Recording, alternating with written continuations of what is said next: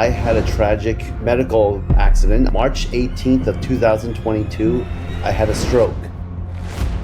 My doctor told me that there's no way I could go back to the way I was, and that I would be considered myself lucky if I do part-time clinic. The first 3 months were hard. I lost all of the feeling on the right side of my body. I still don't have it all back. At that point in my life, I said, gosh, I gotta figure out how to reinvent myself. We make dental billing and insurance easier to understand. Subscribe to stay updated and help us grow the channel.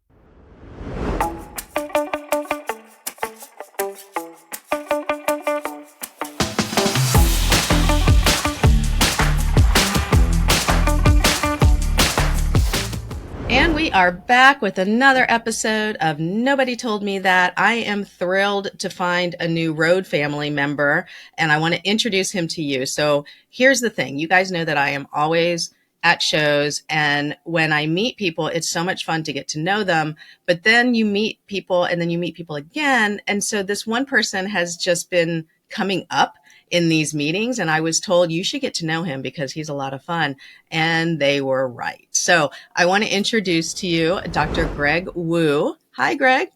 Hi, so happy to be here. Yeah, we're going to have a lot of fun. So people, just to let you know, he and I have already talked, and we are like like mile a minute talking. So this one should be a real fun one because every time he says something, I'm like, oh, and every time I say something, he's like, oh, and so this is just going to be great, right, Greg? I think we already record. Too bad they weren't recording because we already spent about 30 minutes talking about 20 different topics already. I know, and I'm like, oh my gosh, all this lost content. I think we're going to be fine. So people, so who is Dr. Wu? Well, let me just tell you, he is somebody that listened to and saw my post about the last episode about what can happen if a disability or a death or tragedy strikes your office. Now, we're not going to talk all about that, but the reason why he reached out to me, he's like, yeah, I can talk about that. And the reason I met him is because he had something like that happen to him, and I'll let him share his story. And that really kind of launched his curiosity now about getting out on the road and meeting more people and sharing his story. And he's going to share a little bit about how he went through that whole thing and how his team really, kind of rallied and how he's been able to keep things going. You're still full-time in the office. Aside from being on the road and meeting people, you've been in the Curve booth, and we'll explain why Curve is a big part of this story because it does factor into your story about what's happened at your office. But so you're in Massachusetts. Correct. You are one of those northerners. And when I met you, it was at the insurance extravaganza in Florida. So we were both out of our hometowns, and you were just soaking it up. I haven't seen a doctor so excited to take classes in a long time. Talk to me about that. Well, much like you said, unfortunately, I had a tragic medical accident. I'll share with you. March 18th of 2022, I had a stroke. And so I went from a owner doc with 2 locations as the main producer, and then to I couldn't go into clinical care. My doctor told me that there's no way I could go back to the way I was, and that I would be considered myself lucky if I do part-time clinic. And so at that point in my life, I said, gosh, I got to figure out how to reinvent myself. Mm-hmm. And so I was thinking of all the things I could do, all the things that I like to do. And I still remember one of my past associates said to me, he said, there's more than one way to make money in dentistry. Mm-hmm. And that really stuck with me. Yeah, very true.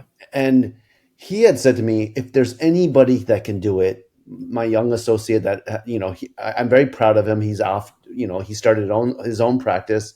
He said, oh, I kind of wish I was back there as your associate because I want to see what you're going to do. Because he said he had that much faith in me. He's like, I know you can do it.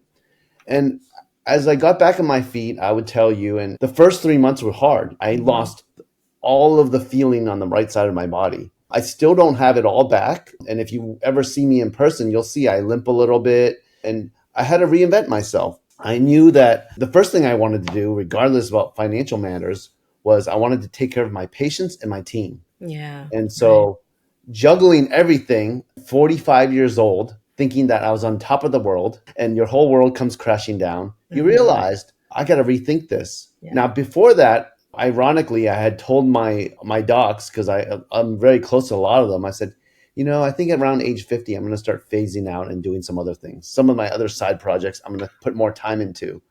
And I'd always dabbled in like lecturing and other side projects. But after the stroke, I'm like, okay, we got to shift. Yeah. Yeah. We got to call an audible for those football fans out there. I was like, we got to call audible. I Yeah. got to hire another associate, take myself out of clinical care. And I said to you, 2022, it's been 3 years and we've had to shift a lot of things. And I'm still in the process of shifting things, but I will Hmm. say Curve technology has been a huge help, especially Curve, because as we're sitting here talking, Teresa, I can look at my team's schedule. I can do it all remotely. Last year, Curve came out with the mobile app. I can tell you, my team loves it. On a Sunday evening, you can look at your schedule and you can say, "Oh, yeah, you know what? My morning patient canceled. I'm not going to rush like crazy trying to Right. get there on Right. time." Right. Yeah. So Well, so, and I do want to talk about that because something that's been coming up a lot in my conversations with doctors is, okay, I want to manage a team, but I may have some people working remotely. I may have the ability to, go work at a different location, but I need to take stock of what's going on in the primary location. So I don't really want to go into the actual specifics of that. But what I would love to hear from you, and I do have one other topic though, is how to handle those conversations where you don't feel like you're hovering because you can see everything. And how do you communicate, hey, I'm taking a look at this, but I'm not here? I think the whole topic of remote management by a doctor, by a manager, is just so needed because there's an art to managing when you're not right there. It's harder. It's definitely harder. And there has to be such a high level of trust and respect or else it doesn't work. So, but I would love to go back to, let's take you back, and and if you don't want to talk about this, just wave at me on the screen. But I'm an when you open book, Teresa. So I know fire that's away. why I was so happy when you said yes, let's do it. When you had the stroke, talk me through who contacted your manager, because I mean, I met your wife, she's lovely, your family's adorable. So your wife, she was probably like, oh my gosh, trying to figure things out, but somebody had to call the office to let things know. How did that happen? And then what did your manager do, say first day or two that the news hit her or him? Well, just to share with you, when I had my stroke, I had two offices. So I was already doing some remote management anyways. So we Okay. created WhatsApp groups on our phone where we had different chat groups. Like the Westford office had a chat group, the Bedford office. Now, when I had my stroke, obviously it was in the middle of the night. My closest friend and colleague is also my pediatric dentist that works for me. And my wife immediately called him and be like, "Hey, something's not good." And then so that's when the whole phone tree kind of started. Yeah. And so all that information went to the managers next, and then the managers then notified the team, because Hmm. I have a pretty large team for comparatively than most offices. We have 26 employees at Emerson. So, Wow. to share with you the size of it is we're multi-specialty. So Okay. we have endo, perio, two pediatric dentists, and three general dentists, and then all the assistants and the hygienists, Right. under that roof So that's 26 over two for locations. over two Okay. locations. Wow. Yeah, that is a nice sized team. You're Okay. right. So, and So then the managers kicked into gear. Do you have one manager for both or do you have one location one in managers? each location, one per Okay. location. So they have their own chat group of how they're going to handle things, because Yeah. one is a startup, one's a scratch startup. The other Okay. one was my bigger location, which is Yeah. like the mothership. Yeah. Yeah. Yeah. Okay. So there's a lot of conversation flying. How did you handle the conversations with patients? Did they, and I know you weren't there, but did you Yeah, hear how they handled it? Did they reach out initially or was it case by case with the people who were scheduled? case by case. They told them that I had some family matters to share with you. When I had my stroke, I was nonverbal for like the first week. I couldn't really Wow. talk. Okay. So to share with you how scary it was is, I could hear, I stuttered a lot. And even here in this podcast, even post 3 years, when I get overstimulated, sometimes I stutter my words. I know everybody tells me I sound fine, but Hmm. I just feel like it's the best way I can describe is it's harder for me to say certain words or say certain things sometimes, Yeah. even though people don't notice it. I can tell. So Yeah, of course, of course. Now you're managing your team, so you're back. Okay, so you ease back into it. Are you in the office? Or are you still like recovering from home? Do you go into the office at all? Like, so let's just say what, three months out? so 3 months out, I'm still going through PTOT. I couldn't drive actually. Man. So because it affected my right side, so you Hmm. have a car. Unless we lived in Britain, Japan, or Australia, where they drive on the other side of the road, my right foot was numb and I was deemed that it was unsafe for me to drive. Oh, wow. So Okay. because of that, my whole life reset. I had to learn how to walk again. I had to learn how to talk again. I would say in 3 months, I was okay hobbling. I was okay, talking. And then came driving. And, you want to talk about government long lines and waiting. I had to reapply to drive for a driver's license Oh, for them to have me modify my car with a left-footed gas pedal. really? So, Wow. so Okay. I now can drive, but I didn't get my driver's license until November, which was almost 9 months post stroke. Wow. And so, since you bring that up, what I could do is at home, I could go on my laptop, I could go in the cloud, I could see things. What a blessing of technology. I could Mm, FaceTime people, I could FaceTime my patients. I even said that to my staff. I'm like, any patient that wants to see me, please let me know. I would love to FaceTime. Like where you and I are on this Riverside video, we see each other's faces, even though we're probably 1,000 miles away from each other. yeah, but that is, what, from a patient point of view, that's pretty amazing because I'm sure you had patients that were very, very worried about you, felt very close to you, and wanted to say hi and just see you're okay. And it goes the other way. It was good for me to see that they were taken care of. And Okay. it was a checkpoint, like you said. And when you talk about being overbearing or managing, I will always tell people that it's okay to check on things. In fact, the best advice I ever got from someone was trust but verify. Mm-hmm. And then if someone feels like I'm too up in their stuff, I'm like, no, no, I trust you. I just need to verify. That's Yeah. it.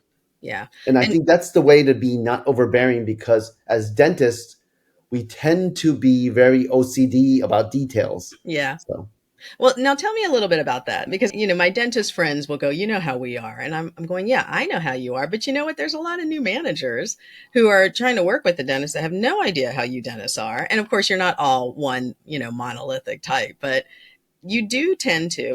Let me just see if I can get this a little bit. And you tell me if I'm crazy or not.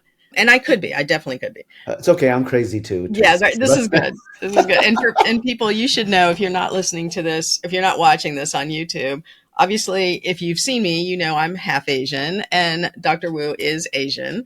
And so we were already making our Asian jokes. You might get a little bit of Asian humor popping out here, and we'll be able to tell you that. But one thing that I have learned and appreciated about you, Greg, is that the jokes flow and there's nothing off limits, which is just honestly just makes for such an easier conversation because sometimes you have to be very careful when you say things. well, here's my first Asian joke. So Yeah. when I was interviewing, and since I've been interviewing a lot since my stroke, Mhm. one of the new team members that came on were asking a bit about hours and like workflow and stuff. I'm like, have you ever been to an Asian restaurant or a Chinese restaurant? When does a Chinese restaurant close? And she's like, oh, gosh, I never thought about that. I'm like, it never closes. That's Right. what the point is. I said, we're going to work every day if I could. And she's like, well, I can't do that. I'm like, no, it's a joke. But I said to her, if I had my wish, we would open 24/7, 7 days a week, every day. Yep. Yep. Right. The So show must go on for the show sure. must go on. That is so funny. So here's what I want to say about dentists. You guys are very, and ladies too, of course, very into the teeth, but you understand that there's needs to be an eye on the business. However, it's not something that they love. And so when they do have an eye on the business, they pick one or two things that they have heard are the worst things to worry about, which are, of course, collections and is the schedule full. And they tend to just helicopter over those two areas because those you can see quickly if there's a problem. The schedule's not full, you can see it. If collections aren't coming in, the bank tells you. But the real work to be done is, of course, with communication with the team. And that is the hard piece. And you and I have talked about this, and I'd love to hear your take on it. The whole thing with doctors and communications, there are some great communicators, and then there are just average communicators on both sides. I think that's most people, right? So Yeah. when you talk to doctors, I know you talk to a lot of doctors in doctor groups or whatever. I know there's a lot of, hey, are you successful? Are you ready to move to the next thing? But do you guys talk about how do you communicate with your team? How do you communicate with the associate? How often does that come up? Because I think that's important. Not enough, Okay. Teresa. I Yeah. can tell you that when you put a bunch of doctors together, they love talking shop. We love talking margins and occlusion and all those things. Yeah. But let's be honest, at the end of the day, that's what we do for each other because that's our comfort zone. Yeah, that's Now, true. when I talk to other people, I never talk about that stuff because nobody cares about a margin. I've never had a patient write a review saying, that crown margin that Dr. Wu did was amazing. I'm going to refer all my friends about that. And that's probably one of the things I tell doctors. I'm like, look, it's fine if it's just us, but now there's a human being attached to these teeth. And now we're in the people business. And then sadly to say, there's nothing wrong with it. Most doctors are introverted. Yeah. That's how they got through school. That doesn't mean they can't be friendly and nice. I'm not saying that, but they have a capacity or a bandwidth with how much people things they can deal with, and they burn out. So, one of the things I did years ago is I used to do personality tests, like Mhm. Drake assessments, Briggs-Myers personality tests, Yeah. predictive, and there's different ones out there. But I used to do that. It was very eye-opening for me. Now, being a doctor and an owner, I personally invested that money into my whole staff for them to take those tests. Mhm. Now, I say that to you because I said invest. But if you go to a doc and be like, hey, it's going to cost you about $5,000 to, put your whole team through the tests, you Right. can be like, well, I don't want to spend that kind of money. So Yeah. it's kind of a value. Where's your value add? You want to just train your team to do lab work and make shinier, prettier crowns? Mhm. Or do you want to spend some money on getting them to communicate better? Because it can't just be you or one person. Right. Yeah, having one great communicator on the team is not like that's who cares. We need the whole team to be communicating. You said something that really is like one of my biggest pet peeves, and I see this on Facebook groups all the time. And I don't think doctors realize the tone that it sets when we read that, management and teams read it. There was somebody that was saying, "Do I really have to pay them for this?" And they're already highly paid. Do I really have to pay them for this? And there's alternative work rate. And that really, I think, was what they were asking is what is the alternative work rate and can we do that? But then you had doctors chiming in saying, this is why I don't take my teams to CE. It's too expensive. I waste it. They come back and they quit. I'm training them for someone else. And it was very sad to read. And I thought, I'm not going to click on their names and go see what their offices are like. Because then there's part of me that's like, what kind of office are they running? Let me see their reviews. Then I had to remember that the financial margins, the margins I like, are not great in dentistry. There isn't a ton of money for CE. However, this is like not spending money on anesthetic. Like this is the foundation of your office. You can't do a procedure without it, like most of the time. It was very disheartening to read those kinds of things. What do you think? What goes through your mind when you see comments like that? So, there was a quote that someone told me, hey, what happens if we spend all this money on training and our people leave? Mhm. True. What if you don't and they stay? Exactly. Really? I Exactly. mean, Then you've got like this miserable, untrained person in your office. well, and to share with that with you, obviously, I'm human. Hmm. My office has gone through Sure. transitions. I've had people come and go. I've had great employees. I've had not so great employees. My biggest pet peeve one is the one that doesn't want to do Cs. Oh, I'm Yeah. just doing it because Doc said that this is going to be good for us, but Mhm. I'm just doing it to get them off my back. Okay, bye. No, Exactly. and really, because if you don't have a growth mindset, and I tell this to a lot of my employees that come on, look, let's be realistic. I don't expect this to be your only place you work at forever and ever. You should be growing. If you aren't, that might not be the best for either of us. Yeah. And when you and I met, I was very inspired by your story. You're like, well, I was an assistant. I did, and that's the way it should progress. Mm-hmm. Mm-hmm. Yeah. I think he always gets uncomfortable when he hears that I'm talking about him again. But I had a doctor who, when I asked for CE, there was never any justification for it. Like it was like, oh, okay, yeah, I think that'd be good. I think you'd enjoy that. Yeah. And even as our team grew, it was never a question of can we afford it unless we all wanted to go on a cruise. And we did make the case for that, and that happened. And But those are also great team building things. they It's were, that they, whole it's yes, that we still whole have memories of that. yeah, that Yeah. it's that whole term kaizen, continuous improvement. That going Yes. back to the Asian thing, the Japanese have that term kaizen, and it means that you're going to try to achieve continuous improvement. That's Right. really what it is, not perfection, continuous improvement. And here's where some of my listeners I know are going to say, I don't have a doctor like that. I will have people come to my classes and say, this is my CE for the year. It's like, man, for the year? Like, man, there's so much CE out there. And it just helped me be a better, manager. And then of course he gives me a hard time, like, well, I paid for you so that you could go and be like this, person on the speaking circuit. And I'm like, no, you benefited. You benefited. Well, actually, I'm glad that you brought that up because where there's a will, there's a way. Mm-hmm. So you talk about CEs. Obviously, when you're talking about CEs, you have to spend money at conferences and what have you. But there are also free CEs and webinars. This podcast with me and you, Teresa, maybe we can get a CE certified. We can. Yes, I can But do it now. you Yes. know, there is a lot of free information. The one thing that technology has given us is information is readily available, and you can listen to all. I mean, you can go on Google, you can go on ChatGPT, and you Mm-hmm. can literally get a summary on how to be a plumber. Yeah. And all the information is there. So if you want it spoon fed for you, yes, it's nice to sit in a Teresa Duncan lecture and she's already narrowed it down and combs through the easy things for you. However, that being said, if you really want the information, it's out there. Yeah. Well, and I do think, though, and maybe some listeners are going to go, oh, she's going to talk about it again. I do think that there's a lack of curiosity in the workforce right now. I think it's not even younger. I can't even say younger or older generation. It's across the board. I think there's just a lack of curiosity. It's easier for them to go on a Facebook group and ask a question that's been asked 5,000 times before rather than even search on Facebook or search Google or, like you said, ChatGPT. The curiosity is not there for you to find the answer. And then I was always taught, and maybe this is Asian mom, because I had to justify everything to my mom. Why? Why do you want this? Why do we do it this way? Why? And you better have a damn good reason. Otherwise, the answer is no. Exactly. And I've seen this in business too, where I'll say, how about we change like your billing? Why are you still doing billing on a monthly basis? Well, because that's how it's always been. Well, why has it always been that?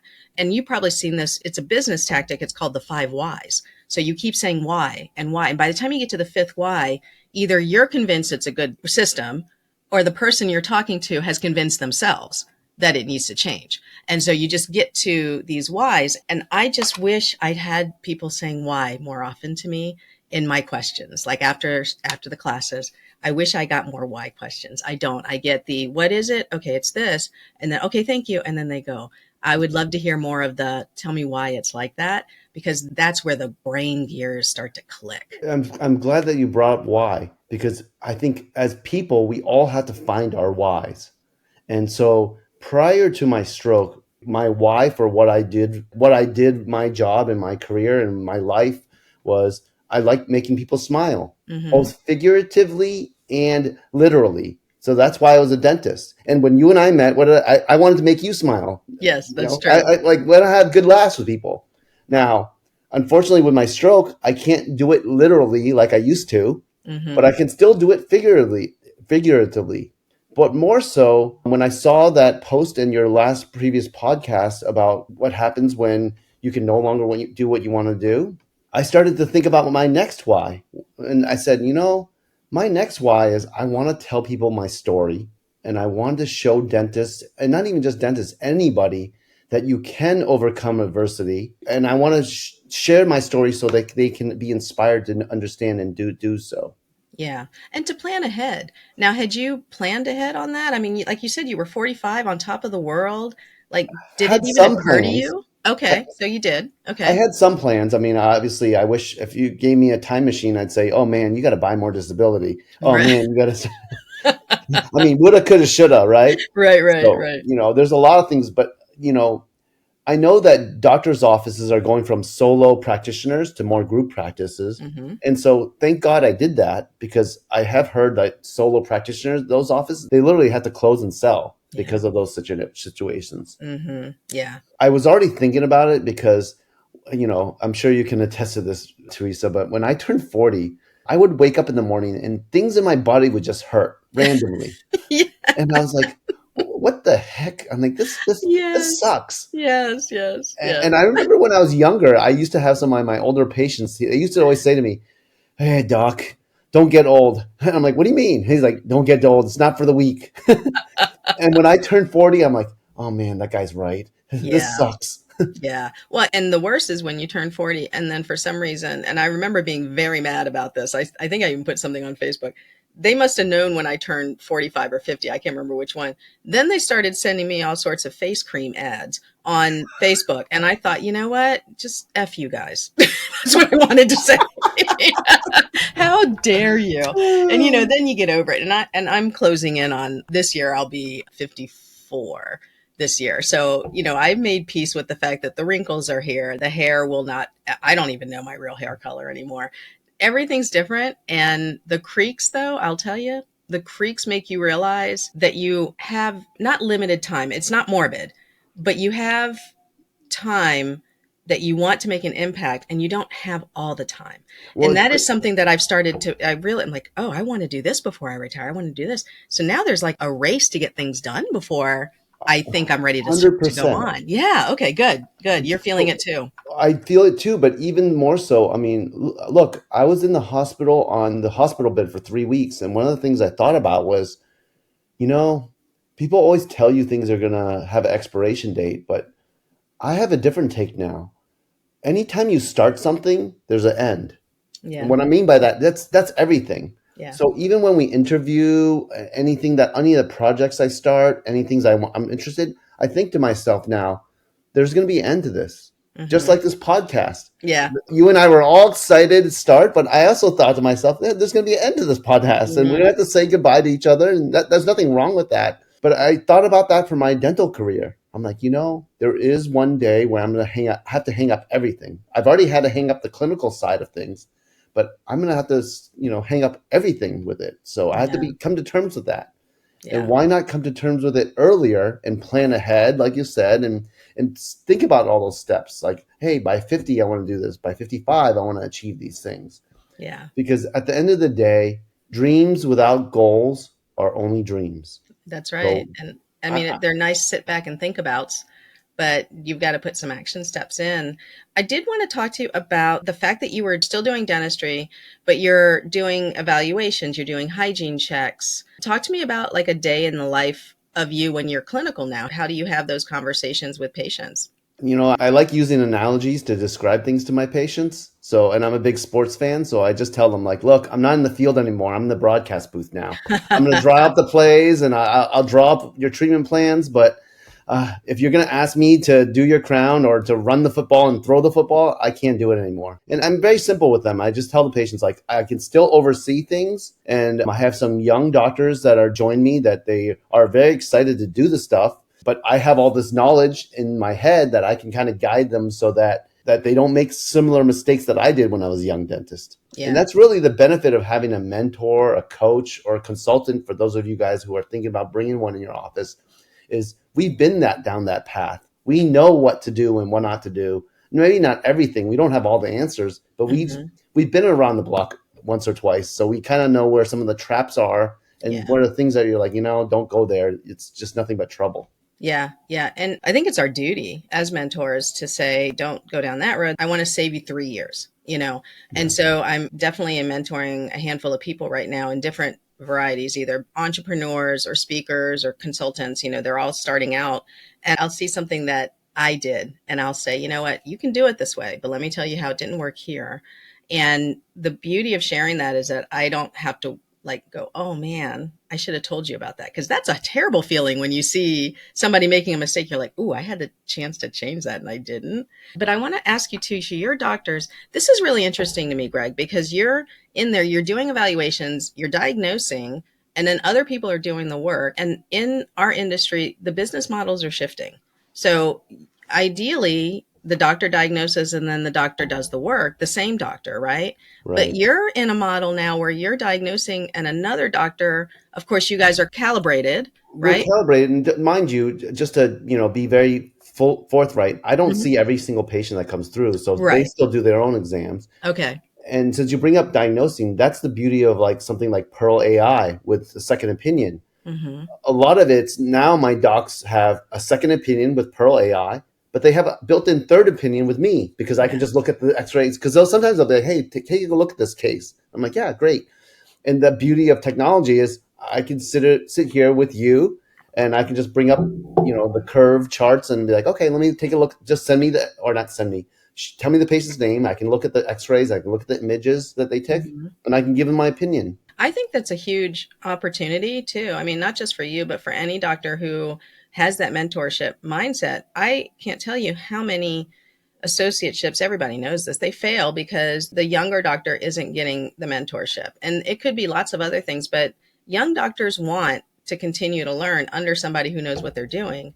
And it's really obvious when they go into a setting where they're not getting that. And you can see they're crying for it. I think there's a huge opportunity for some sort of, over the shoulder, let me just check your work kind of thing, Right. just to see, if you're okay. Because the volume of radiographs you've looked at versus somebody coming out of school, there's no contest. And the cases that you've seen. So I do think somebody's going to come out with it. Maybe it's you, but somebody's going to come out with some sort of nationwide mentorship. And I know there's academies, but I'm talking about just focused on clinical diagnosis, not the other stuff. Because I feel like Right. some of the academies who are great, they focus on mentorship, but then it becomes mentorship and all these other things. But I think there's a big need for clinical mentorship. 100% I agree with that. And I would even actually take a step further, because we talked about these doctors and all they want to do is focus on clinical and margins and, all these different techniques. One of the things I tell docs is that they need to learn the business side of things. They need Mm-hmm. to learn what a P&L does, how, you hiring an extra staff member or adding an extra hygiene can be profitable, or what you can do to not be profitable too. That Yeah. you have to focus on advertising, marketing, and all those things, whether you own the practice or not. Because at the end of the day, you still are part of the whole functioning part of the business.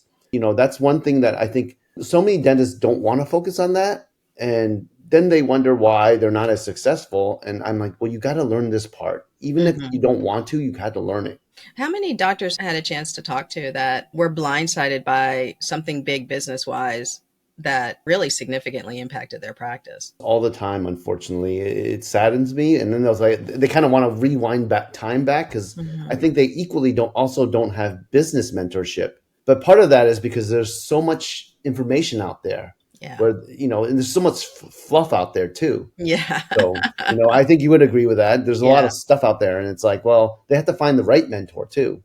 Right. Well, and I think a lot of people, they love getting free advice and all of that. But I think when you're ready to, that curiosity kicks in, you start saying, you know what, I actually need to find somebody who knows what they're talking about. And that is who I need to learn from.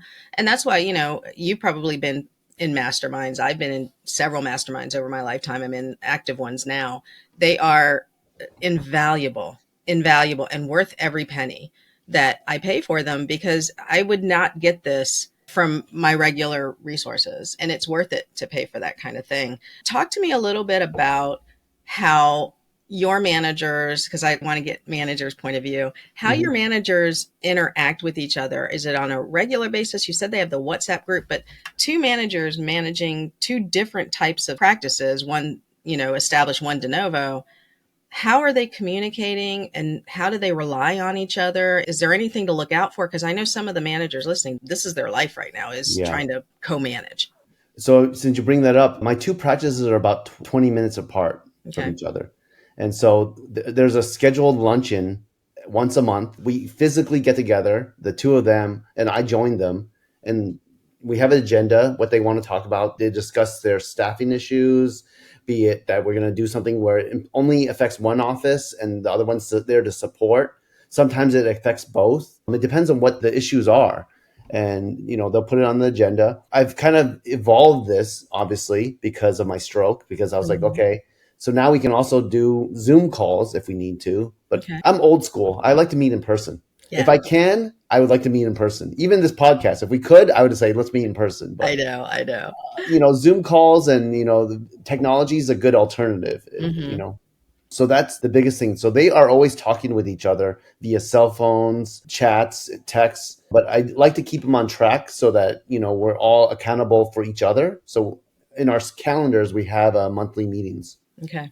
How much leeway do they get? Are they able to hire and fire? Or is that something you need to be a part of as well? What about not big purchases like a curve or, a software system, but how much purchasing leeway do they have? So I'm fortunate and blessed that both of my managers have been with me a long time. Okay. I was an associate before I bought the practice, and then they've, became my managers over. Well, one of them was already my manager. The other one was a hygienist that turned into my manager. Nice. And Okay. so they're not just my managers, they are trusted colleagues. They've seen my development from being an associate dentist, and I've grown with the practice with them. Mm-hmm. So when you talk about that, they have full leeway.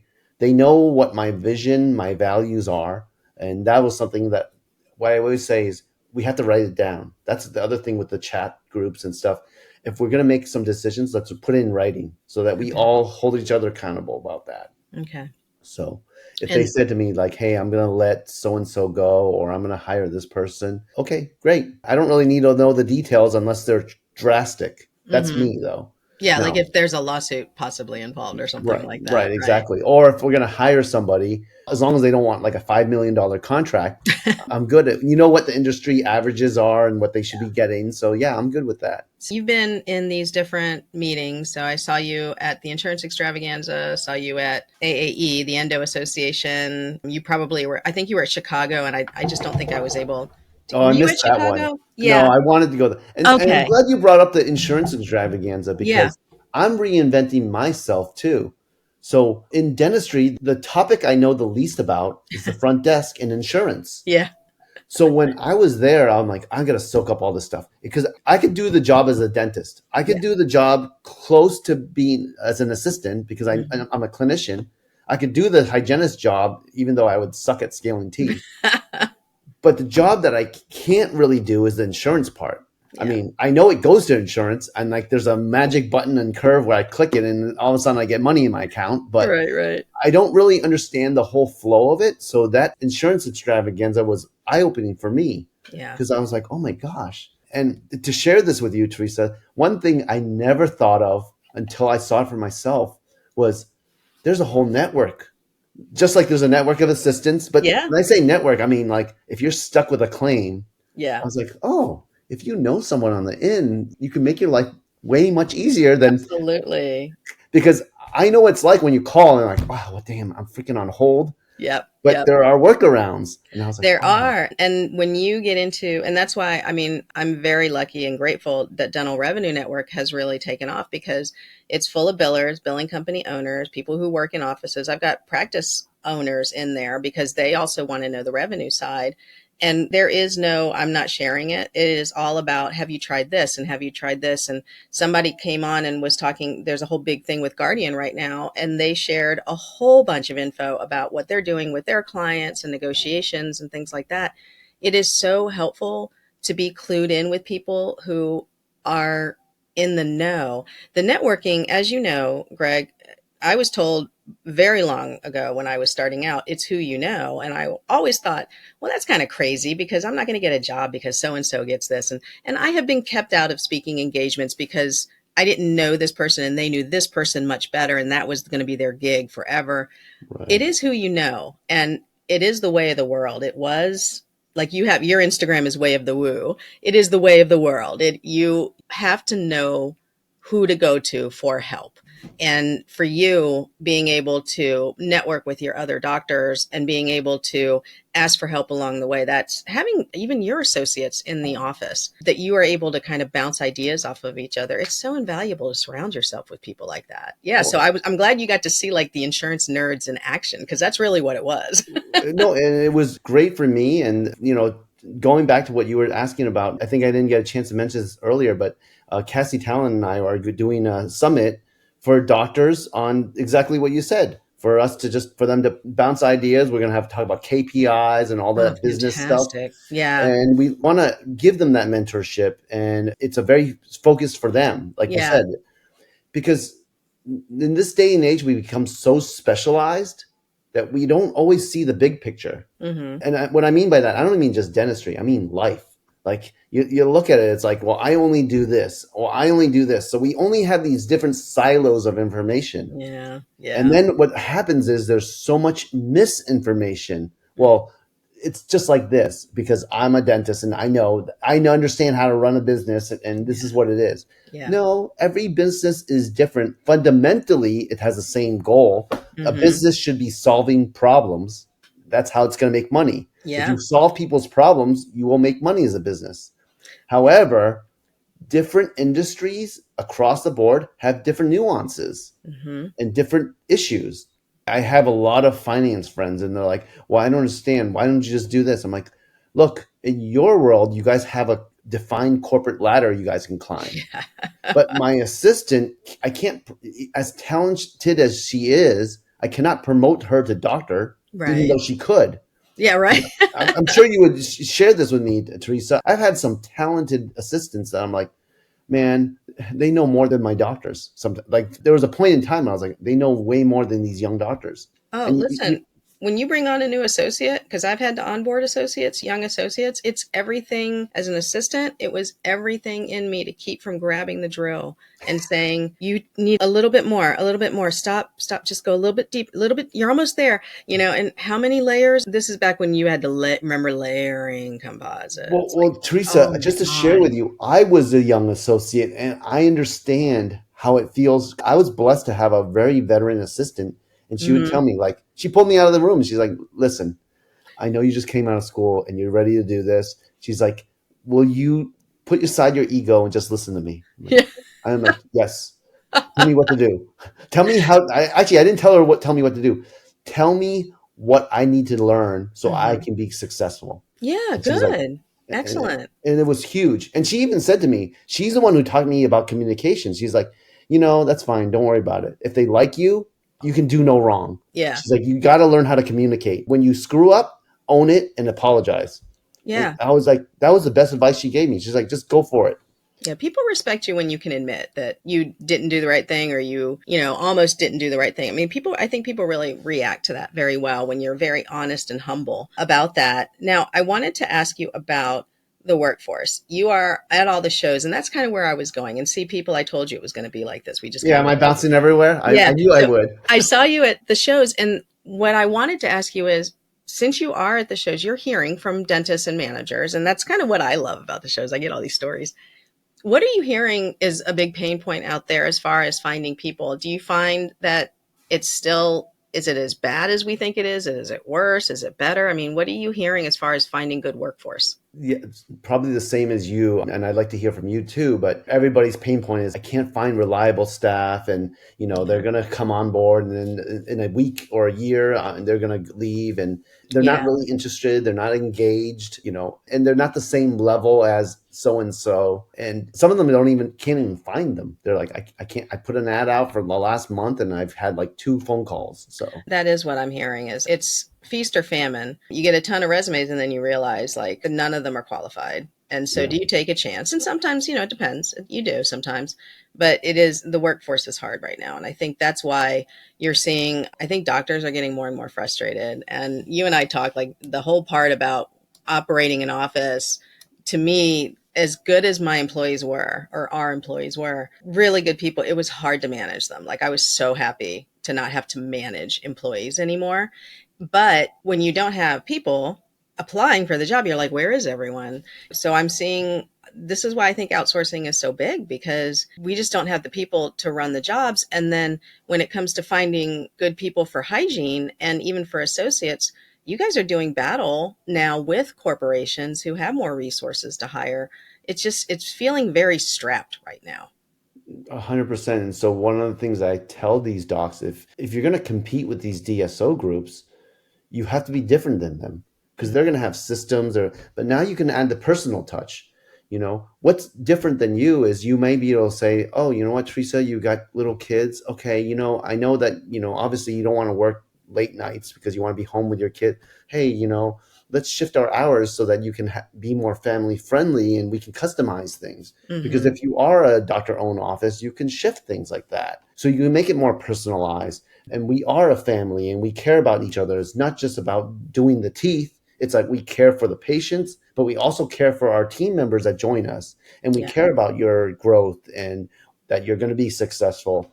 And even though you may not be with us full time or full term, and you might eventually go off on then you'll refer other people. It's no different than when you grew your practice. Mm-hmm. It's the referral. Internal referrals are always the best. So if someone asks me, how do you find employees? Well, just like internal referrals for patients is the best, internal referrals from other employees has always been the best. That's a great point. I don't know if we really empower our current employees to bring in, people who they know they're going to be good performers. I know a couple offices that if you bring in someone and they stay for a year, it's like a $2,000 bonus for you. Yeah. And they're like, wow, that's a lot of money. It's really not when you think of the cost of the team running short staffed and then onboarding somebody who's going to definitely leave after a while. $2,000 is a drop in that bucket. It's so expensive to hire people. So expensive.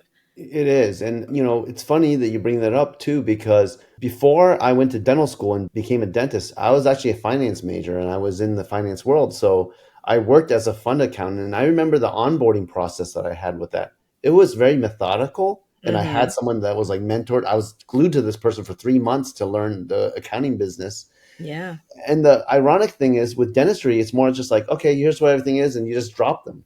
You Because do. Yeah. we don't have the financial means to truly onboard people.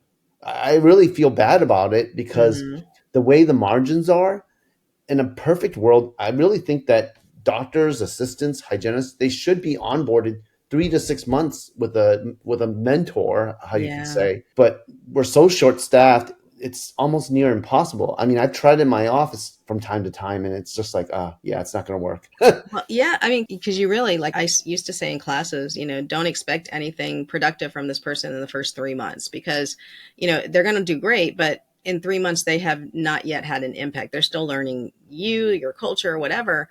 But the fact is we do hire them, we have them sign some forms, and then they're talking to our patients, which is mind boggling to me because some of these people that we hire fresh off the street shouldn't take any phone calls right now. They should be kept off the phones for quite a while. I'm glad you bring that up too. Another technology, I'm going to talk more about technology again. Mm, Patient Prism, another technology that's great for training. For yes. those of you that, because again, you can't like hover over their shoulder and, just like Pearl AI and Ceric and all these other technologies, you can look at their preps without physically being there. Mm-hmm. Patient Prism, you have the phone calls recorded, you have the AI telling you like, missed an opportunity, and you can actually listen to the call. Yeah. And again, it's not because you're listening because you're just micromanaging. It's more you're listening to trust but verify, but also it's a coaching opportunity. Hey, Teresa, the last phone call that you had with patient X, it looked like you touched upon all these points, but when they gave you that, barrier, instead of just saying, okay, these are things that you could say to kind of overcome those. Right. Because that's one thing I've noticed with some of these young doctors presenting their treatment plans. They're like, yeah, the patient said this. They said they had no money, and then that was the end of the conversation. And I said, well, there's questions you can ask. Mm-hmm. Like, well, what do you mean you have no money? Is it no money now? Or is it Right. just no money forever? So things change over time. Yeah. And one of the things I tell a lot of these younger docs, hygienists, assistants, you have to ask questions. We Yes. talked about this earlier before we started recording. Yeah. It's not that, and a lot of them think they have to have all the answers when they're young. It's like, no.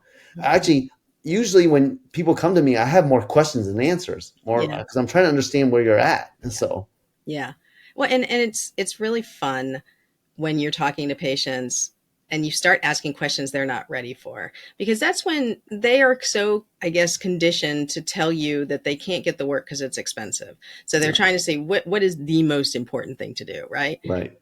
So then that really begs the question, what do you think is important then? Like, what do you call important? Like, is it more important for you to not be in pain? Is it more important for you to take care of this because it affects your diabetes? Like, what is the more important thing?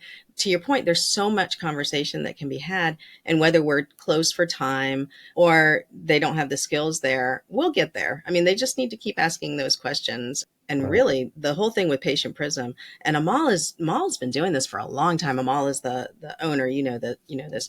I remember previewing that before COVID. I mean, maybe even way before, like long time before COVID, he had this technology. And if you brought up insurance in the beginning of the call, it would gently say, maybe it was too soon to bring up insurance. Or, and it would tell you, they told you about a missing tooth and you didn't mention implants. And it wasn't punitive. It was all these opportunities. And the more you read the reports, you were like, oh, wow, there's like a lot of gold in these conversations, you know? It was amazing. It was eye-opening. To share with you a story, when we integrated Patient Prism, one of my pediatrics dentists, he was like, oh yeah, no, the front desk isn't doing this, they're not doing this. I'm like, actually they are. I want you to listen to this call, because most doctors don't listen to the phone calls. And so, but why would they, I right? know, right? They want to go home. I get it. I Right. get But it. it gave me up, because when we just initially integrated it, I said to him, like, look, can you just sit down and just listen to this? I want you to listen to it, because the front desk, she did everything you asked her to do to a T. Mm-hmm. And he's like, yeah, she did. She's like, so, because again, we talk about trust but verify. Yeah. Yeah. He trusted, but he didn't know exactly what they were doing. Yeah. Yeah. So But it takes time. Like even as a manager, for me to go back and listen to those calls, when I was full-time consulting, it was like, hey, can you listen to these calls to see it? It does take a lot of time. So I can see why dentists are like, man, at the end of the day, I don't want to do this. It's a struggle to get you to finish your chart notes. It's a struggle to get you to yeah, look at the deposit and the day sheet. So, I mean, I get it. And that's why I think there's so much opportunity for even an online business manager, an online over the shoulder clinician. I just think the business of dentistry, the models are changing so fast. It's actually pretty exciting to see. I think Um, so. And going back to what like Cassie Town's doing, it's like the fractional COOs, yes, yes. fractional works makes sense for a lot of offices, because at the end of the day, you don't need a full-time whatever it is, but you can have a fractional office manager for some situations, because you just need some help. That's really what it is. It's just going to take us being open to it, Yeah. and, for managers who are listening to this and you're like, I don't want to have anybody fractional. Maybe your situation isn't the case. You're in a good office, right? But there are doctors out there who need a good office manager and they just can't find one. So Or an why HR keep it? person, like fractional Yeah. HR. Oh my gosh. Yeah. HR. Oh, we could talk for an hour on HR for sure. What a mess that is. But look, I told you we were going to go and get to the top of the hour and we were going to just blow right through this. So you're going to have to Oh, come back oops. on because Did this we was go to fun. overtime? No, no, we're right at time, but I got to, I don't want to get yelled at by my editor. He's a good guy. I want to keep him. Are you a dental biller feeling overwhelmed and isolated? I get it. The world of revenue cycle management is complex and ever-changing. That's why I created Dental Revenue Network. Our membership community was created to help you become a better revenue cycle manager and small business operator. Say goodbye to feeling alone and hello to a supportive community of dental billing professionals. Here's what you'll get: monthly billing-focused meetings with peers and experts, business building sessions to elevate your career, resource libraries tailored for billers and billing company owners, introductions to cutting-edge RCM technologies and companies, and a vibrant community for networking and support. Ready to transform your dental billing experience? Visit dentalrevenuenetwork.com today. Don't wait. Join us now and navigate the business of RCM with confidence. So let's go ahead and start wrapping up here. I do want people to know that you are in the Curve booth a lot, because what it is you are grateful that you were able to use Curve and you said to them, hey, let me talk to people. And so if you are at a meeting and you see Dr. Wu in the Curve booth, stop in and see him, spin that wheel, get your present and all that kind of stuff. But stop in and see him because he's so much fun. I would love for you to be at more meetings, because I just think when managers can talk to a doctor who is open about all of this, there's a lot of conversation to be had. And just so anybody who's listening, I'll be at the Pacific Northwest upcoming, the AAPD and the Connecticut Dental Meeting. And I'm very grateful to Curve for allowing me to tell my story. They've given me a platform to talk about it. And I'm also grateful for their technology. It's been a lifesaver. It's Well, and I allowed me to extend my career, is what I would say. Well, and that's true, because if not, I mean, you'd have to struggle to go in there every day. You'd have to do all this remote desktop stuff. It's so much easier. I mean, we're going to cloud. It's just a matter of time before we're all there, right? And to So, be honest with you, I couldn't do it because I do get overstimulated. Even I'm 3 years post-stroke, I still sometimes get overstimulated in the office because it's so Wow. busy. So Yeah. sometimes the sound, sometimes it's the lights. It triggers me. So I'm like, no, I gotta leave. So Wow. Well, and usually I say, I'm going to start using that as an excuse. I got to leave. I just got to go. No. All right. So, Greg, tell people how they can find you in case they want to connect with you. yep. So I'm on Instagram, The Way of the Woo. I'm also on LinkedIn. And so look for me there. And, they're all open. And then if you message me, I do check them. And then my personal email, you can always email me in my office. It's greg.wu@emerson-dental.com. Again, that's greg.wu@emerson-dental.com. But it'll probably be easier for you to connect with me on LinkedIn and Instagram. Okay. And we'll put all of that stuff in the show notes so that you can reach him. So, Greg, thank you so much for coming on. I really appreciate that you shared so much with us, and we have so much to do. We have so much to talk about. I forgot that you're going to be at the Connecticut meeting. I'll be there too. So when Oh, we get off awesome. the call, we'll make some plans and do that. So, So we can make a sequel to this yes, podcast. exactly, exactly. I know it's just chat, chat, chat, chat, chat. So, but dear listeners, I'm always so grateful that you spend your time with me. I'll talk to you at the next episode. Yes, thank you for having me on, Teresa. Thank you. Absolutely. If you learned something new today, subscribing is the best way to support the channel and keep learning with us. We're all super busy, so thank you for making time for me today. The show notes will have any links that we referenced in the episode. You can also find links for my book, events, and my online insurance course, Dental Insurance Design and Management. I speak often around the country on management and insurance issues. Come hang out with me in one of my classes. I promise you'll laugh and learn.